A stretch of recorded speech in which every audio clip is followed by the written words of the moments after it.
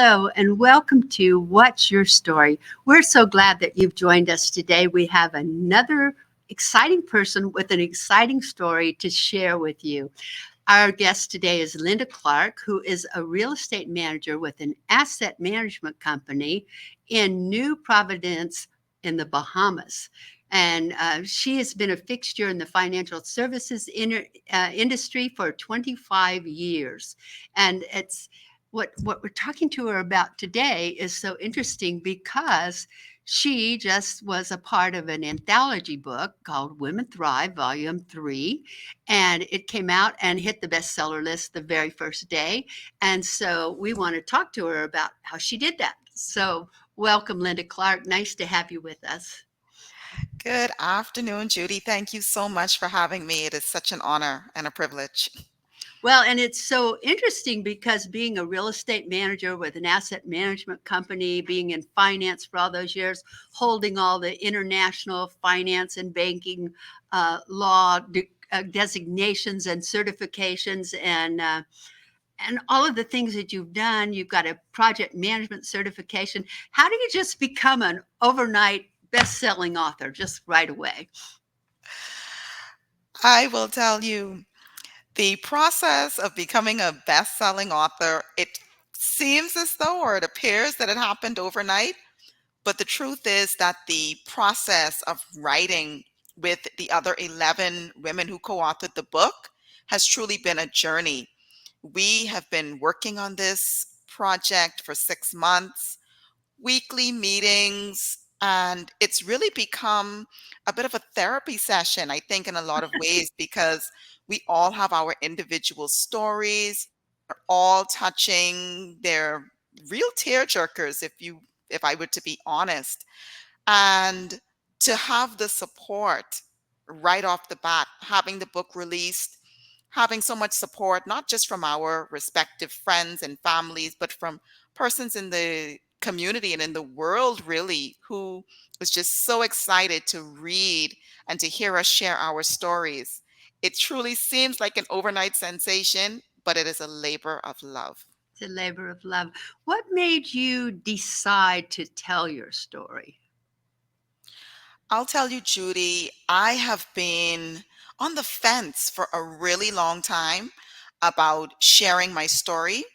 And the reason why I would say I've been on the fence about it is because when something is personal to you, near and dear, you want to make sure that it's being handled with care and that you're really placing your story in the right hands.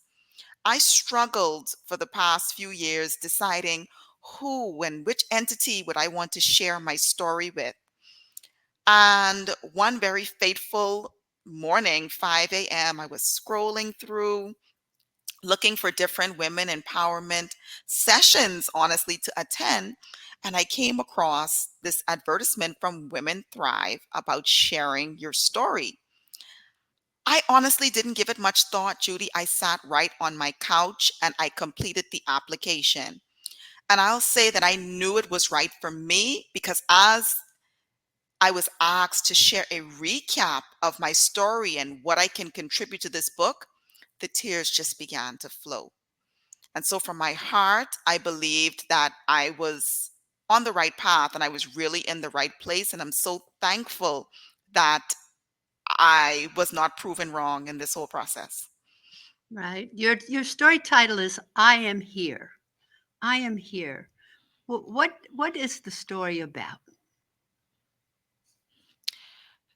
So, my personal story, I think that's what I heard just now. What my story and my chapter is about, the story is entitled, or my chapter is entitled, I Am Here. And the reason why I chose that as my particular title and platform is because 6 years ago, I struggled with depression. And I had a moment 6 years ago where the pressures and everything that was happening in my life just felt so great, so overwhelming. I almost made a fateful decision to take my own life. And so that's the reason why I'm able to say I am here, because I'm thankful, of course, that I did not make that decision. And so many of the hills and the valleys in that experience over the past 6 years has really brought me to a space where I'm able to share my experiences and a level of encouragement, I think, for other women who may be going through some of the similar Mhm. challenges that I went through. Yes, yes. A lot of women go through a lot of emotional upheaval in their lives. They go through a lot of depression, and I'm surprised at the number of women I've talked to on this show and in other situations. I do a lot of life coaching. I'm surprised at the number of women that talk about the fact that they have thought about taking their life, and that's pretty scary to me that we would get to that state of depression where we think that's the only way out. And I'm really impressed that you decided to write this story because that will help women other than just those that we know personally, but women all over the world as they read these stories.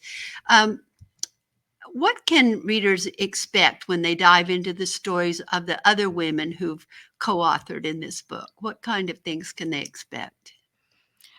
Well, I'll tell you, Judy, it's some really hard hitting issues, to be honest.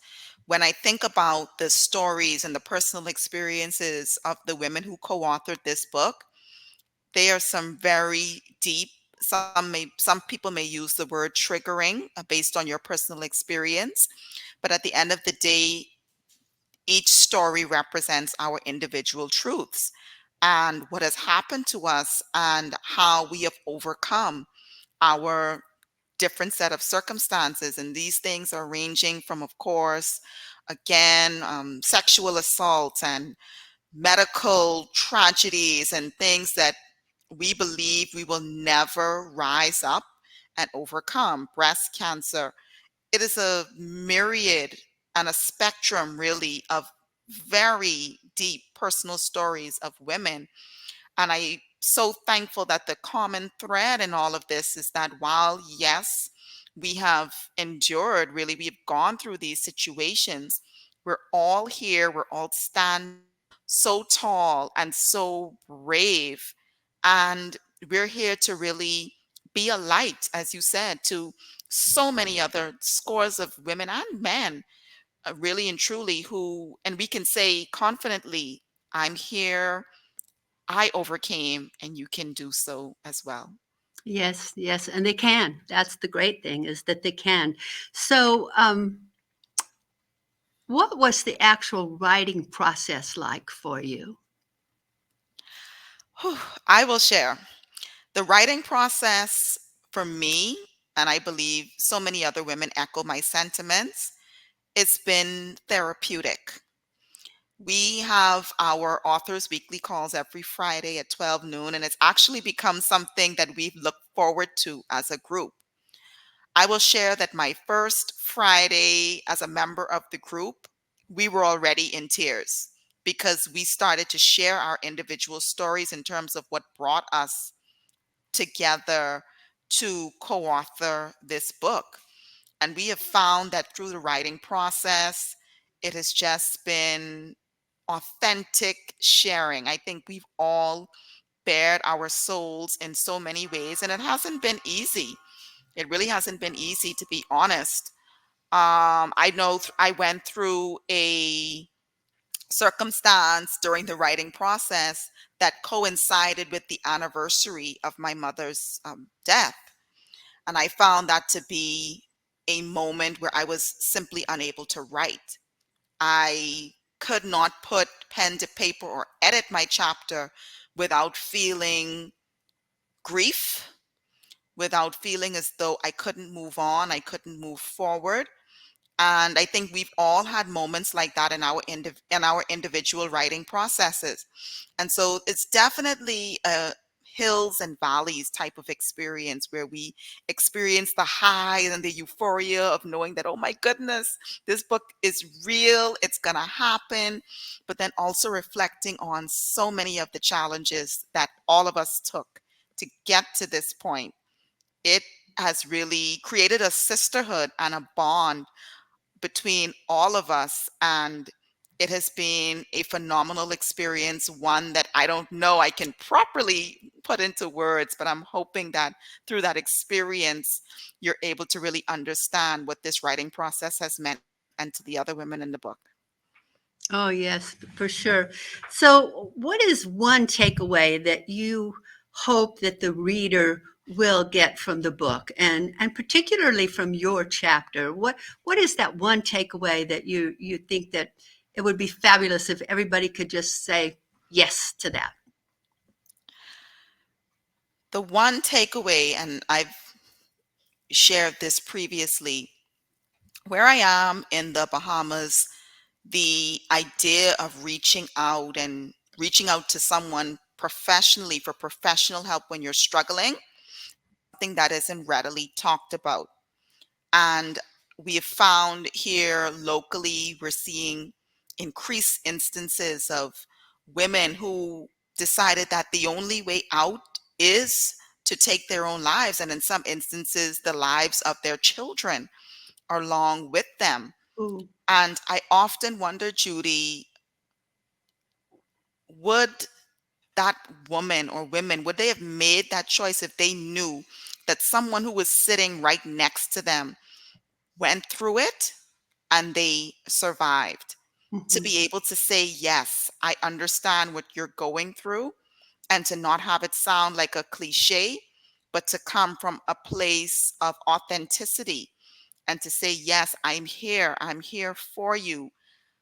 That would be my takeaway from anybody who picks up the book and who reads my chapter in particular, knowing that, yes, there may be instances where relationships have failed, situations and circumstances have not worked out in your favor, but that does not make you as a person, as a woman, as a mother, a failure. That simply means that your circumstances didn't work out the way that you would have liked. However, one thing I say is that you don't look for a permanent solution to a temporary problem.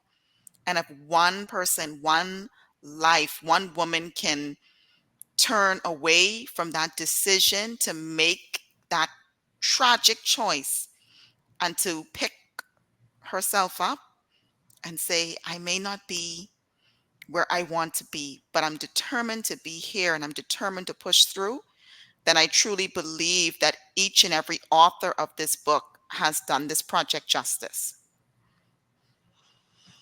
Wow, you've made some powerful statements just then.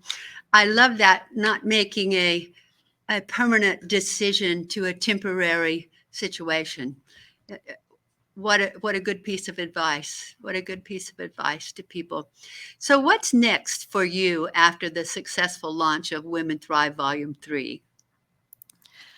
Judy, my heart is just so full from this experience, not just the experience of the book coming out, but the lead up to writing this book.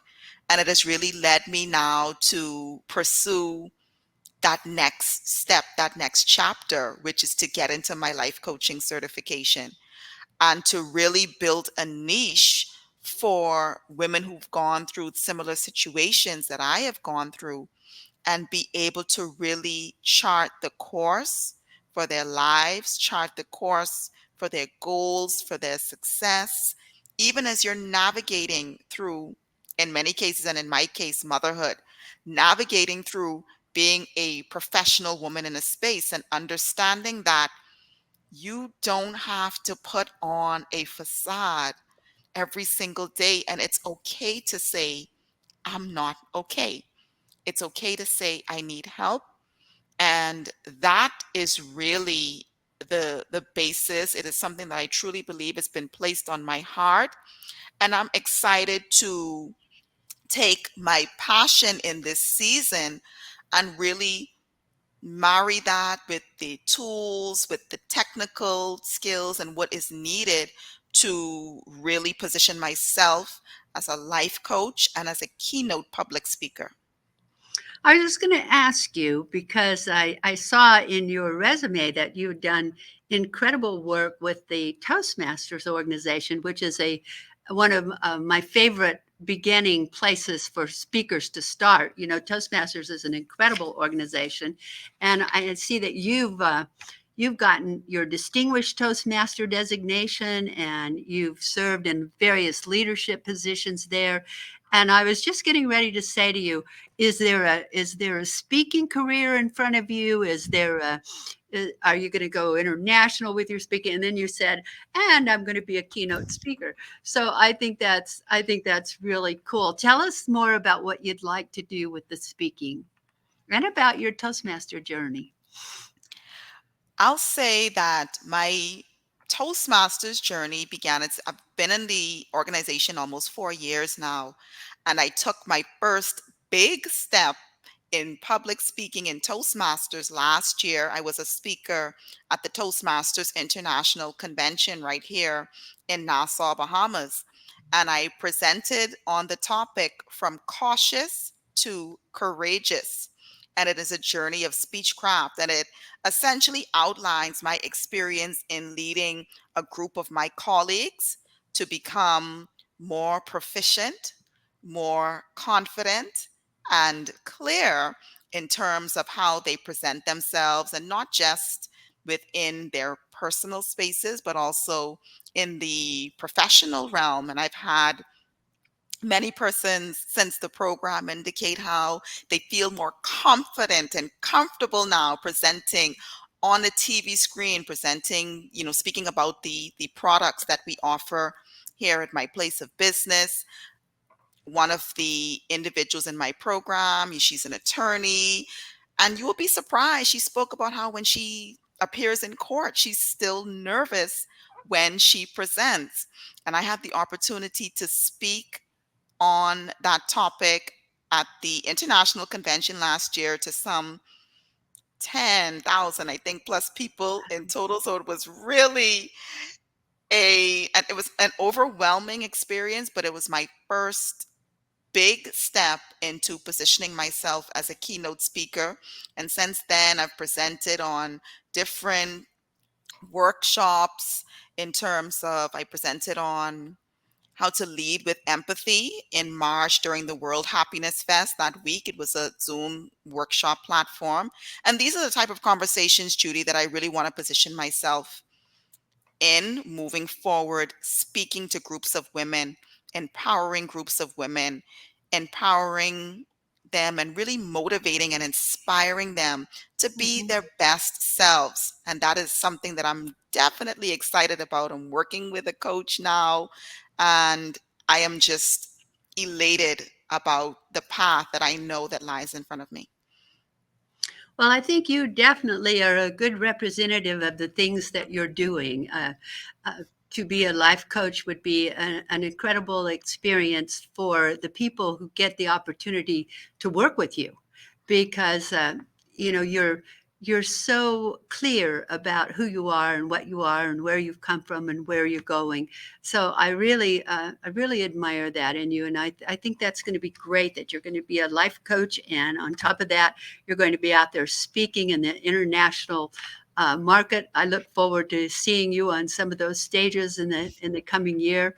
Um, I don't know if you know about the National Speakers Association or not, but I highly recommend that you check that out, because that was where I started many, many years ago, and it was a wonderful experience for me as well. So I would recommend that you take a look at that, because you're articulate and you're bright and you're beautiful, and I wish you the very, very best. I thank you for being here with me today on the show, What's Your Story? You've got a wonderful story, and I'm sure that people have enjoyed hearing it. Would you like to tell my audience how they could reach you, how they could get in touch with you?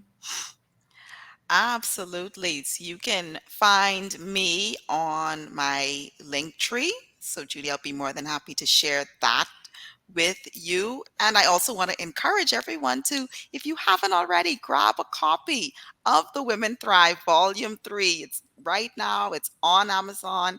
You can simply just go ahead, check it out in the search. Judy, I'll be more than happy to share that information with you as well. But I'm looking forward to great things globally from this book, for all of the women who have contributed to this, and of course, on my own personal life journey. Well, I know you're going to be a big success. Thank you for being here with us today. I appreciate you. Thank you so much, Judy. And thank you for joining us today for another episode of the exciting life stories. What's your story with the women that we have on this show? So we appreciate you being with us, and we hope that you'll join in again real soon.